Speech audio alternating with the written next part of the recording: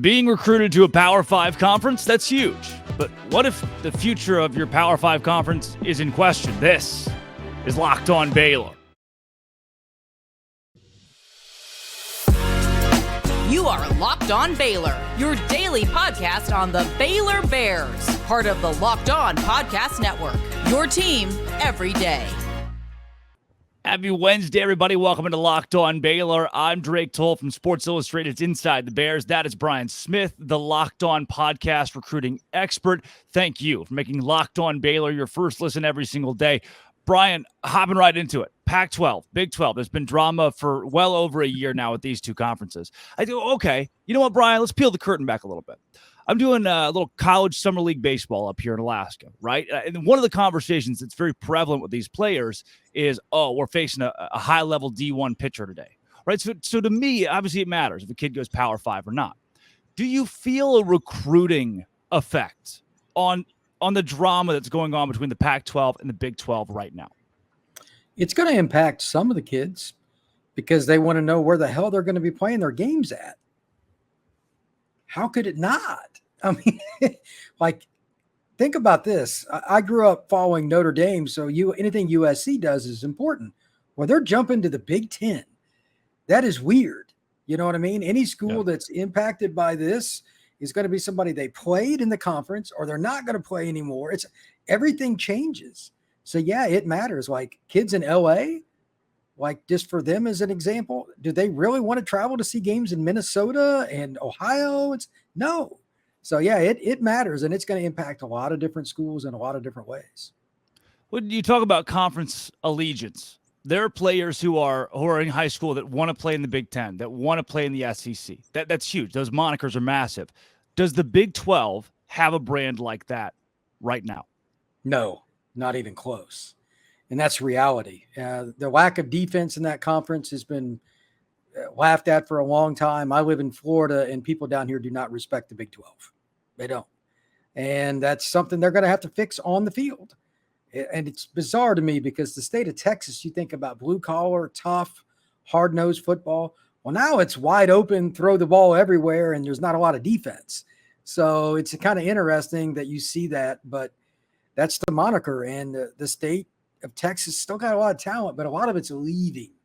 That's the other thing. A lot of it goes to Tennessee or Alabama or Clemson or whatever. And they're just losing too many of the recruits, especially on the defensive side of the ball. So they got to shore that up a little bit. And the Big 12 needs to do something in the playoff. They need to have a team win a game and beat a Georgia, beat an Alabama, beat a Clemson, beat Ohio State before they get the respect. It's about winning big games. When you talk about Cincinnati coming in, BYU, UCF, are these brands big enough to change that in the Big 12? Can the Big 12 become a desirable conference when the SEC and the Big 10 seem to be so head and shoulders above everybody else? I mean, just those names, it's not. There needs to be a player that kind of gets somebody over the top. I don't know which guy or which team it'll be, but think of it this way. When Baylor went back on the map 10, 15 years ago, they started rising up, and then they're all, they got a Heisman guy, et cetera. They need somebody to step up. Yeah. They need to have nationally televised games on Saturday night that ESPN wants, that CBS wants, that all these teams want. Right now, I mean, you got one more year with Oklahoma and Texas. The TV package is not like, I know Big 12 fans don't want to hear it, but the fan base numbers are what drive the markets. That's just the way it is. And those are two by far the biggest fan bases there are. So that's not good. And A&M had already left the Southwest Conference, Big 8, Big 12, all that. They just took the money a long time ago. They need somebody to step up really fast. Maybe Houston or somebody does that. But I think Baylor, to be honest, has as good a shot as anybody because they got, in my opinion, a great head coach. He knows how to develop talent. He's a hell of a defensive coach. So Baylor is very important in the next few steps for the Big 12, or they're going to be left behind. Brian, I've learned, I went hiking 2 days ago in a mountain, and I didn't bring bear. Turns out bear spray is $42 for a little canister. Way too much, out of the price range. So, I learned as long as you're faster than the guy next to you, you don't need bear spray. You just push them down and you go. In this conference talk, the ACC has 7 schools that are talking about leaving the grant of rights. The Pac-12 might not exist in 2 weeks. It could add 4 teams in 2 weeks. Is the Big 12 at least ahead of those 2 leagues as of June 14th? The grant of rights thing that's going on with the ACC, I was talking with somebody about this the other day. Whatever buffoons decided to sign that deal. Yeah. Look, I'm not a lawyer, but that was terrible. Yeah. I don't care if you had all the SEC schools also locked into the ACC for the sake of argument and a hypothetical. The contract is the contract. Yeah. It's like $30 million or whatever per team. I mean, it's just mind-boggling. So you'd have to have ESPN and all these different companies agree on something. Good luck. They never agree on anything. So I think the Big 12 is better in that state because at least they're not locked in and they can do some different things. But do they take they got to get somebody like Oregon or something different's got to happen. They need more cachet, though. And that's where the ACC's ahead. Miami, Florida State, Clemson, North Carolina, and it's ironic. The Big 12 right now in basketball is incredible. Yeah. It's phenomenal.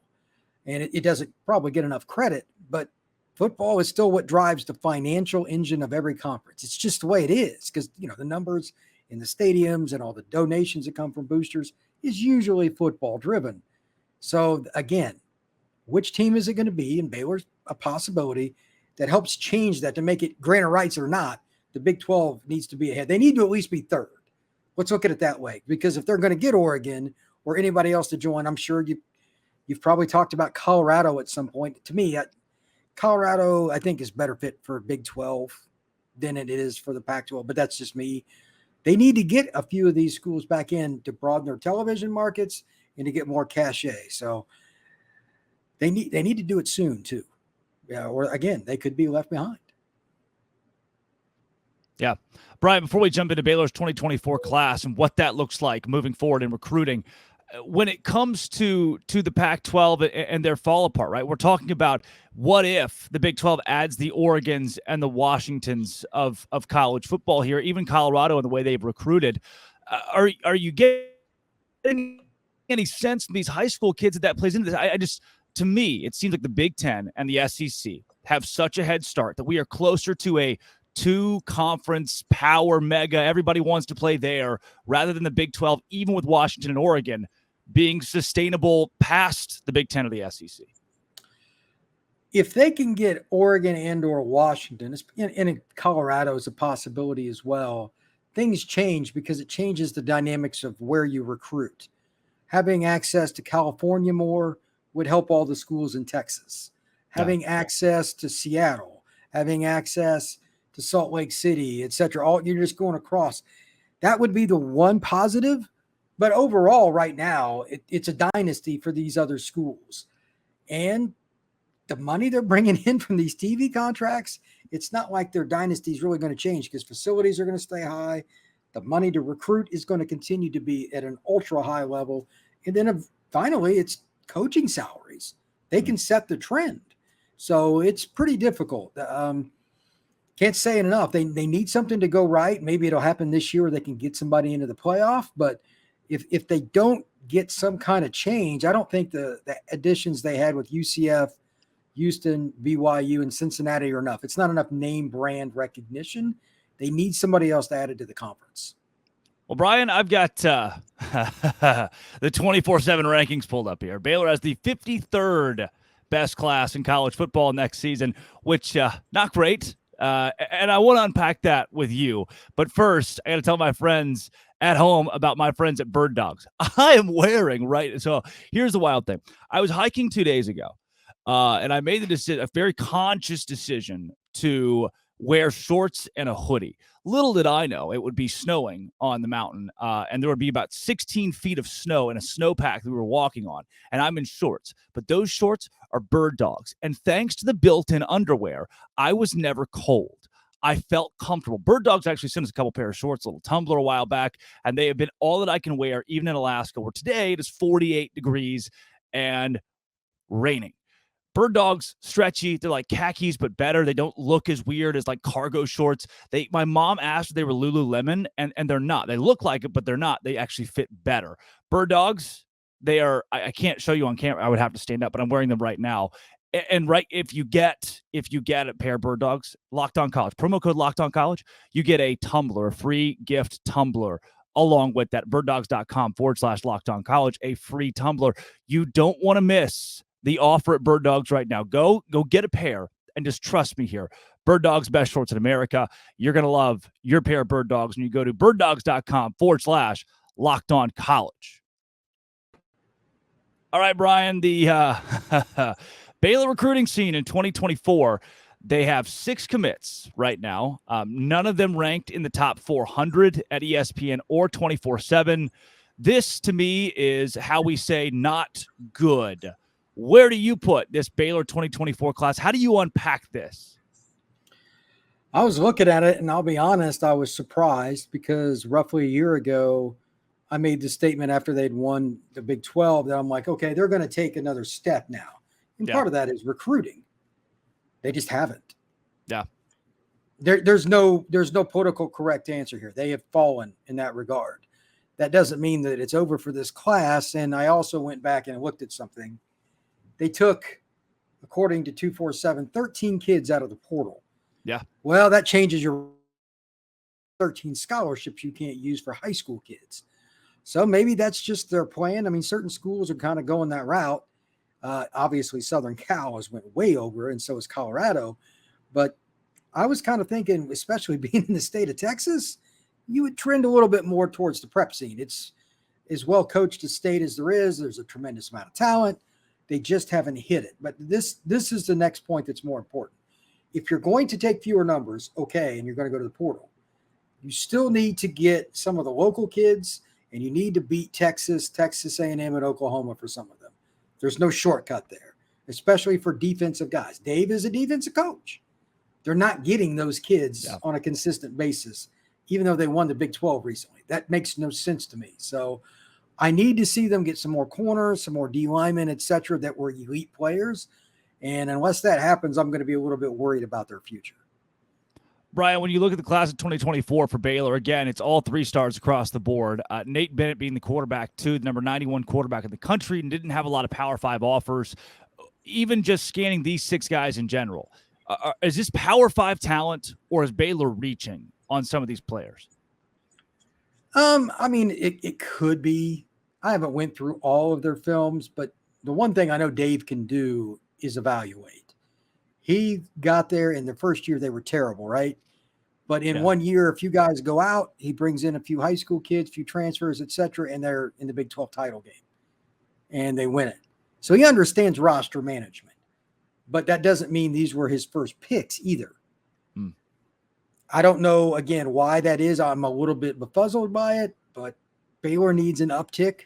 By now, they're behind the ball a little bit, but that doesn't mean they can't finish in the top 20 in recruiting at least. But they're going to have to get a few kids that they're not favored for right now. Maybe it's a junior college player, or maybe there's a transfer or something involved too. But they're just not getting it done with high school recruiting quite to the level that I would want. So, don't give up on them. But I'm concerned. Brian, outside looking in, is there any telltale of why this is happening? You've got a school that in the last 10 years has recruited some big talent, and even in through the Rule and Aranda era, you've seen some 4- and 5-star guys out of the portal and through the high school ranks. And then there's 2024 that obviously hasn't come close to being put together. At this time last year, Baylor was at 20 commits from the high school ranks, and now again it's 6. Anything here that you think, all right, maybe that's a good cause? The only thing I can think of is the reliance on the portal.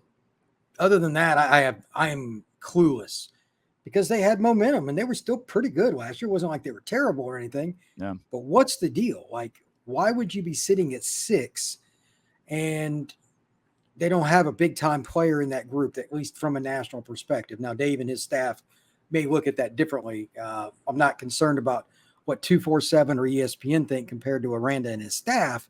But I guarantee you, based on their offer list, a lot of those kids that were ranked higher, they would still like to have that are committed elsewhere, UT, LSU, whatever it is.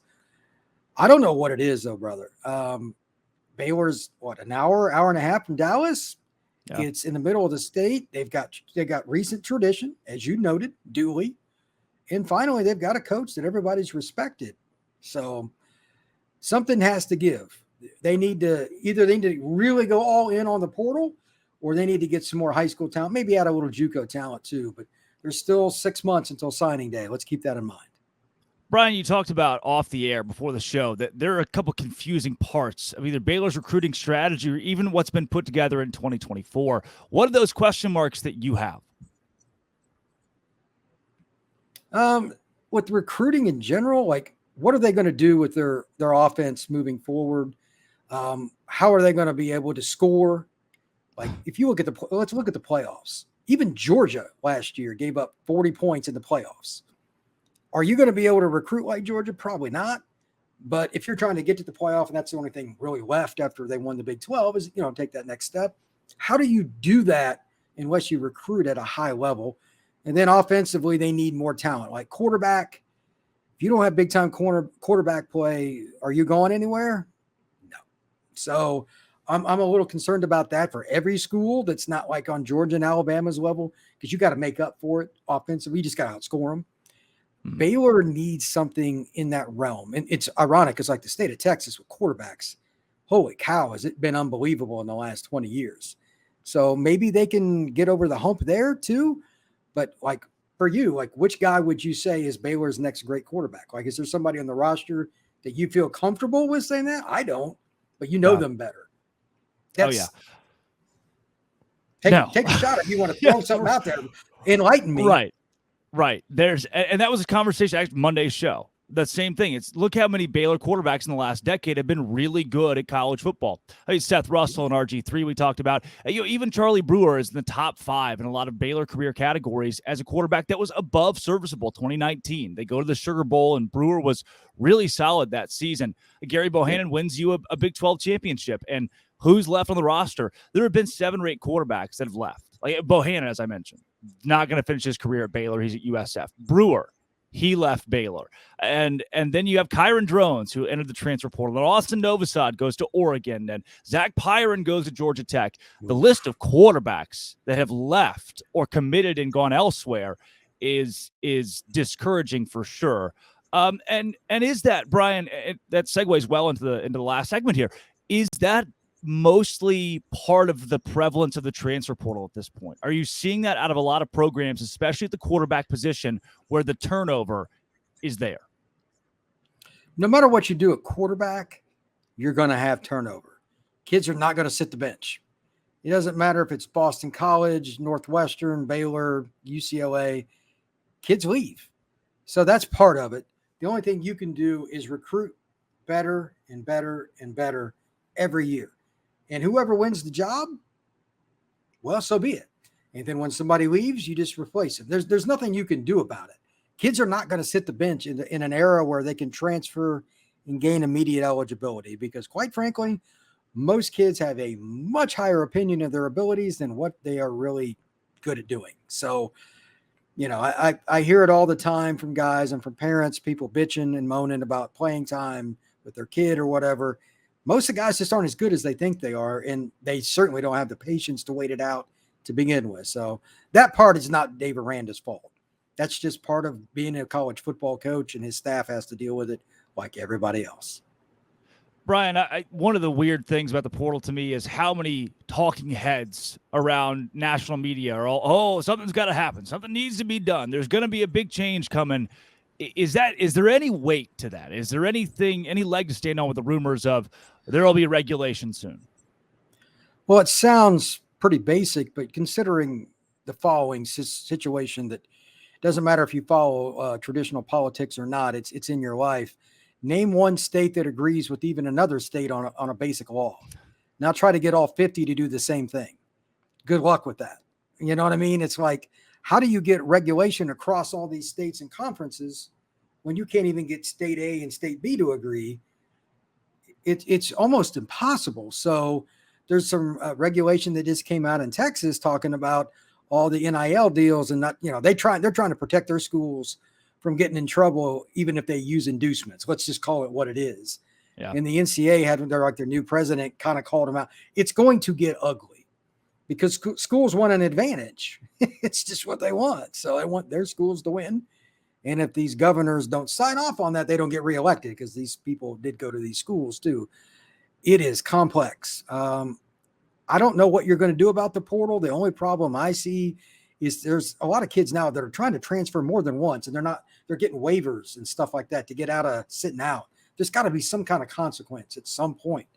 And the NCAA is just not very consistent, which is their history. So yeah, the NCAA needs to grow a pair, and some of these schools, they've got to do something in regards to finding a way to get along and agree at least on a few basic rules with the transfer portal, because they're even trying to steal each other's players right off of rosters. I mean, it's obvious what's going on, and it's buffoonery. I mean, it's just embarrassing to cover it at some point. You know, it's awkward to talk about it, but you can tell when somebody's trying to steal somebody else's player. I mean, come on, somebody has to get in trouble. There has to be a loss of scholarships. So, yeah, the portal is very awkward. Believe me, it's a constant conversation down here in Florida where I live too. Yeah, because player A has a high school training coach that helped their speed and agility, and University A has a wide receiver coach who reaches out to that trainer and says, hey, we have some interest. And next thing you know, player A is transferring from wherever he is to wherever that wide receiver coach is right through his high school trainer. Right? That's happening all the time in college football now to schools like Baylor. And I want to go to, Brian, when you mentioned NIL too, it sparked the Syracuse, the whole Syracuse deal in my mind. What Syracuse could be comparable in some respects. That football team that every 10 years has 2 or 3 good spouts. Does it make any sense at all to just say, hey, we're just not going to do NIL, that it just doesn't exist at our school? I can't wrap my head around that. Any school that does that is going to lose. I don't need to discuss it any further. They're going to lose, because even in women's sports and non-profit areas like rowing or whatever, there's going to be some booster that gives a guy 10 grand to go to their school. I mean, money's money. So, and people want to be appreciated, which I understand. Name, image, and likeness has a reason for it. And it doesn't have to be an inducement out of high school. Sometimes these kids go to a school, Baylor or otherwise, and they ball out. Well, that's the kid that deserves the NIL. Give them a deal with the local restaurant or the local accounting firm or the local car dealership. You've got to do those things. I mean, it's only right. And if you don't and the kid transfers, that's on you, not on the kid. So use it in a common sense way and not as an inducement, then we're good. So anybody that completely shies away from it, they got no shot. None at all. Yeah. Brian, we're seeing a decent amount now, a noticeable amount to me of Big 12 guys. We have like 3 or 4 Baylor dudes this year entered the portal and went to the SEC. How close, when we talk about portal recruiting compared to high school recruiting, are we in entering an era where Big 12, Pac-12 players are leaving their conference to go to the Big 10 or the Big 12, almost like, or the SEC, almost like a minor league for what the Big 10 and the SEC have become? I think that's part of it. It's usually more like a kid's pissed off because he didn't get to go Power 5. They'll go to Memphis. Yeah. They'll go to Ball State or whatever. Their goal is to play really well for 1 or 2 years and transfer. But sometimes that happens and they didn't even make it into the conference they wanted. It can be Baylor because the kid just wanted to go to LSU. It could be Texas Tech because the kid just wanted to go to Texas. Whatever it is, there's nothing you can do about that because it's not like the kids are going to give you the heads up on it. Again, the transfer part with the immediate eligibility, I understand the reason for it, but it also opened up Pandora's box for all kinds of cheating.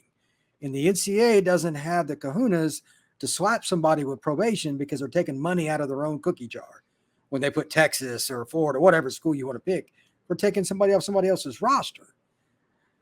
How do you fix that? I'll let you try to figure that one out because me and several of my buddies have tried to figure out how to write that article forever. But again, you're not going to penalize yourself. Yeah. You know, if you're the judge and jury, it just, it doesn't make any sense. So it is awkward, brother. The politicalization of this goes beyond too, because there are even people say, well, Congress should do some of this. Congress doesn't want to slap anybody because these people get voted on too. Yeah, you go ahead and slap somebody. If you're a delegate in Texas, go ahead and put Texas on probation, see if you get reelected. You're not. So it's not a very easy thing to figure out. It's schools are going to cheat. Kids are going to leave. Kids have reasons to go.